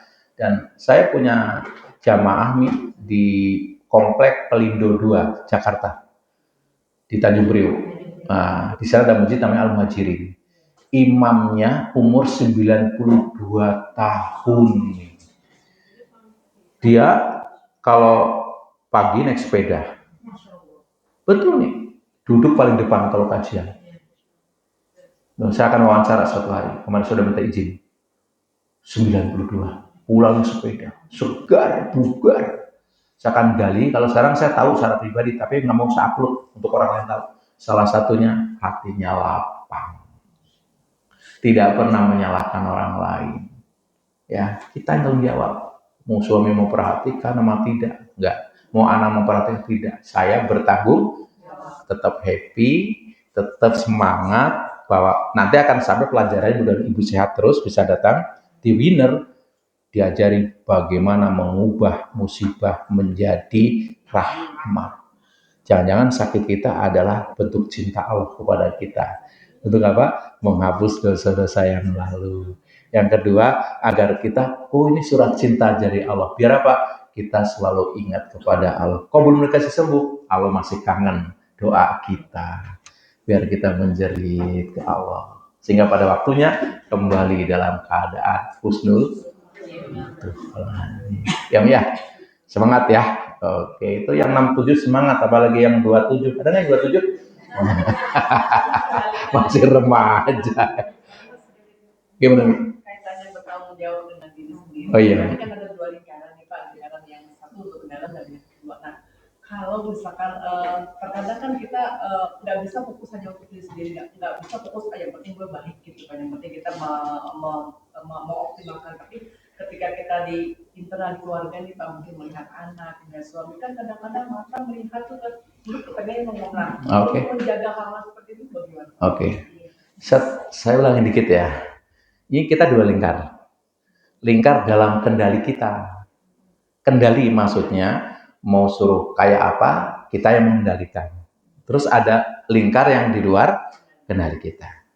Yang dalam kendali kita, pikiran kita, rasa kita, hati kita, sikap kita.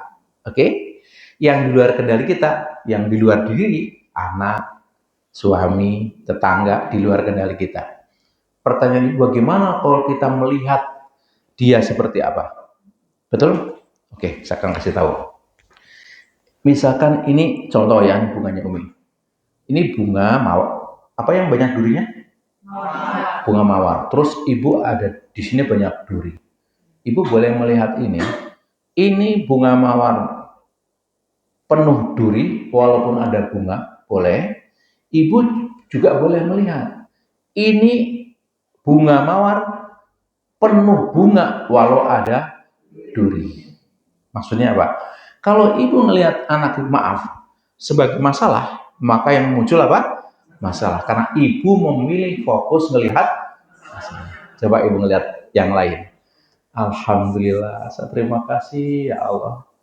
Gak semua orang dikasih keturunan. Saya punya anak yang soleh.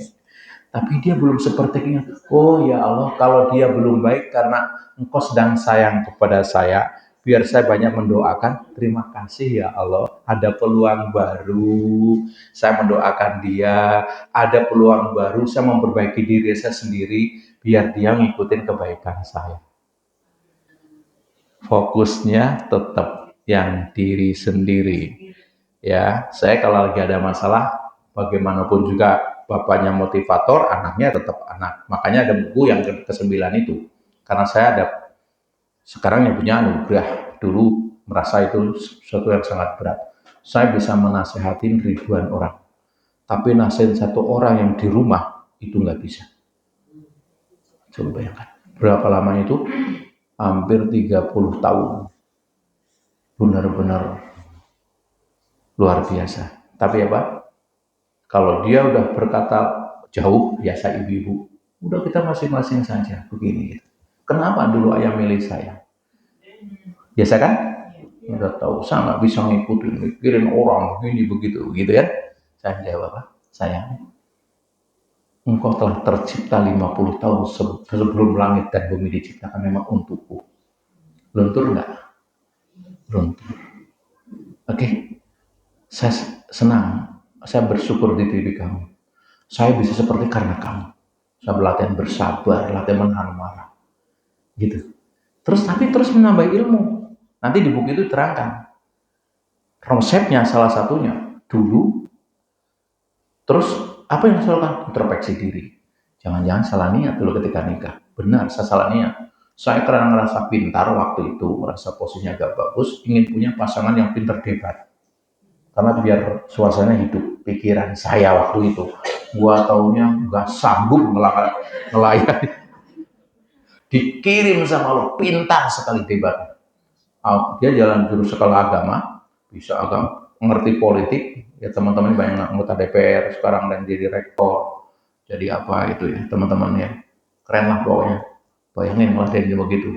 Ngerti dalil, ngerti apa gitu ya. Pokoknya nggak ada habisnya. Apa selesai? Kalau saya fokus kepada dia selesai sudah. Enggak. Pasti ada cara. Apa rumus terakhir? Kalau dia sudah mulai Indonesia Raya, dulu saya maju tak gentar. Sekarang enggak. Kalau dia Indonesia Raya, saya mengirimkan cipta. Real. Mendengar 1 jam capek enggak? Capek. Udah tutup, hanya 2 poinnya. Sayang, kalau apa yang kamu sampaikan kepada saya, tuduhan itu, kalau benar saya minta maaf sama manusia. Tapi kalau apa yang kamu saya tuduhkan kepada saya ternyata tidak benar, kamu sudah saya maafkan. Selesai? Selesai. Kan tuduhnya sekitar tidak ngurusin anak lah, tidak apalah, ngurusin umat kan biasa ya namanya. Itulah ujian orang yang ngurus umat kan, dan biasa. Emang ada yang aneh? Enggak. Udah, yang menu berikutnya ada di TikTok saya. Jadi kalau istri sudah mulai Indonesia Raya, mengirimkan cipta. Yang kedua, maafkan. Apapun alasannya, saya harus berani memaafkan. Yang ketiga, sering-sering mengucapkan terima kasih. Yang berikutnya, yang keempat, sering katakan I love you. Jangan lupa sering kasih duit. Itu ya. Ya. Wah, nanti kalau enggak, masa cuma gitu, ya enggak lah ya dikasih duit juga toh. Itu caranya. Kenapa ini dilakukan? Itu yang dalam kendali saya. Ya, kamu nggak ngerti ini umat ini. Gitu. Ya enggak, saya nggak paham, saya nggak kuat. Terus gimana? Jadi fokus ke sini.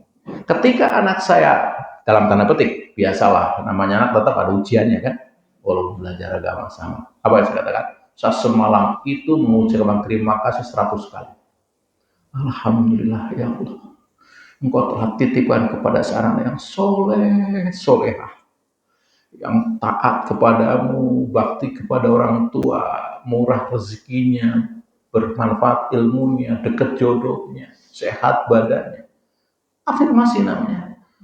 Saya ingat ya, dulu saya merindukan anak. Berapa lama saya menjadi seperti ini karena anak.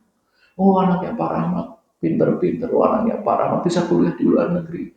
Oh, anaknya Pak Rahmat bisa kan jangan lihat keburukannya, karena kita juga ada keburukannya enggak? Kan tadi milih melihat bunganya apa melihat durian. Kelihat itu sampaikan. Ya Allah, saya bersyukur. Terima kasih ya Allah. Alhamdulillah. Sebut lagi. Alhamdulillah. Terima kasih. Engkau telah anugerahkan bersama anak. Sebut anaknya. Saya ngebayanginnya. Soleh sekali kamu nak. Walaupun hari itu sebenarnya lagi mengalami sesuatu yang ini kan. Kira-kira kalau ketemu anak. Kalau dia kelebat ke kamar mandi misalkan. Terima kasih ya Allah, anak saya masih sehat. Dia soleh kok. Allah soleh. Luar dia makan walaupun nggak teguran. Jangan salah. Masalah saya pernah dengan istri dengan pernah anak. Sampai lama nggak teguran yang normal, nggak ngobrol. Salam doang, udah dimasuk kamar, selesai urusannya. Alhamdulillah sekarang dengan izin Allah yang pernah, ya ganti-ganti lah ini masalahnya apa, besok masalahnya apa. Tapi secara umum clear. Tadi pagi bahagia sekali. Lama dia nggak teguran saya, bukan nggak teguran, nggak tetap mau makan, tapi nggak diskusi gitu. Di rumah saya itu kan suasana suka diskusi apa saja. Nyamperin saya, kaget. Ayah, saya minta maaf. Saya mau ada tes kerja di sini yang belum dari masjid. Ya nak, saya ayah doakan. Lulus sudah. permasalahan kemarin ada masalah, ya kan masalah biasa sebetulnya. Terus saya coba samperin ke kamarnya, sayang, ini rumah transport, satu dia punya uang. Jadi tunjukkan rasa empati dengan tidak dengan kata-kata, dengan tidak. Ayah, saya bisa ngeprint nggak? Oh, printan ayah, tintanya habis. Kalau kamu nunggu siang bisa, tapi kalau nggak, saya kasih tahu kamu naik Gojek ke sini, tempatnya di saya, saya kasih uang. Ini uang. Selesai nggak? Selesai. Kalau fokus ke percuma belajar agama kamu. Menghormati orang aja nggak bisa.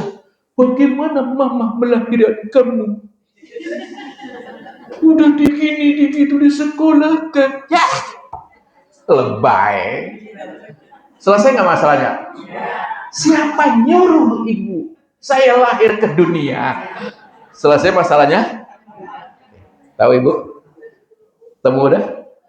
Bos dalam. Dari bagaimana ibu mengarahkan pikirannya, mata hatinya, ibu yang melihat. Sejelek apapun anak kita, tetap anak kita yang pernah dibanggakan ibu. Teman-teman ibu nggak semua dititipin anak, ibu punya. Teman-teman ibu nggak semua anaknya sampai selesai sekolah, anak ibu selesai. Bahwa ada kurang, kita juga banyak kekurangan. Jangan nakal Suami saya begini, kita juga sama. Tinggal ibu mengarahkan. Oh, tapi dia masih pemarah. Ya mungkin pengingatan kepada Allah. Biar saya bisa melatih memaafkan. Latihan dari Allah agar saya bisa menahan emosi dan sebagainya. Ketemu? Oke. Selamat ya. Oke. Fokus apa yang ibu bisa kendalikan. Oke. Buat maaf. Apa bedanya lalat dengan lebah? Jangan pernah paksa lalat untuk hinggap di bunga. Jangan paksa lebah untuk hidup di sampah. Lalat ada lalat, walaupun banyak bunga, dia akan memilih sampah. Lebah walaupun banyak sampah, milih apa artinya ibu? Ibu mau jadi mata lebah apa mata lalat? Kalau ibu menjadi mata lalat, walaupun anak kita banyak kebaikannya, yang dilihat apanya? Kejelekan. Ada nggak kejelekannya? Ada. Karena semua manusia pasti. Tapi kalau ibu menjadi mata lebah, seburuk apapun yang dilihat apanya? Betul nggak bu? Oke, jangan tertipu. Kuasai, kendalikan diri kita. Jadi mata lebah. Nah, fokus kepada kebaikan. Lebah, ini banyak duri, tapi nggak ngeliat durinya. Lihat apanya? Bunganya. Menyenangkan nggak? Oke. Kalau ibu, walaupun bunganya banyak, tapi ada duri satu, ibu fokus kepada duri, menyenangkan? Tahu ya bu ya? Jadi nggak usah di-compare kebaikan. Pasti ada minimal ibu pernah bangga. Alhamdulillah kandungan saya sudah sembuh. Itu masa-masa itu. Alhamdulillah anak saya bahagia. Alhamdulillah anak saya mau sekolah, tidak merepotkan. Ingat masa-masa itu ketika anak ibu dipuji, ibu melambung. Oh, anak ibu pinter ya, anak ibu cantik ya. Ingat masa-masa itu. Masa hilang karena perilaku sesaat? Wong itu juga bisa berubah. Begitu ya Bu ya? Oke. Siap? Terima kasih. Kalau ngaji dengan saya santai-santai saja, gak usah serius ya. Gini aja, nanti dievaluasi. Kalau gaya saya masih cocok, sampaikan. Kalau enggak, kita rubah. Ya, nah, kan gayanya beda-beda. Tapi substansinya adalah ibu berubah menuju lebih baik. Ya, mobil Mercy harus diisi BBM dan berani apa? Jangan diam saja. Jadilah mata lebah. Jangan menjadi mata. Kalau ada yang benar, datang dari Allah. Kalau ada yang salah dari saya pribadi, kita tutup ya ngaji kita dengan doa kafaratul majlis. Subhanaka Allahumma wa bihamdika asyhadu an la ilaha illa anta astaghfiruka wa atubu ilaik. Lebih dan kurangnya saya mohon maaf. Assalamualaikum warahmatullahi wabarakatuh.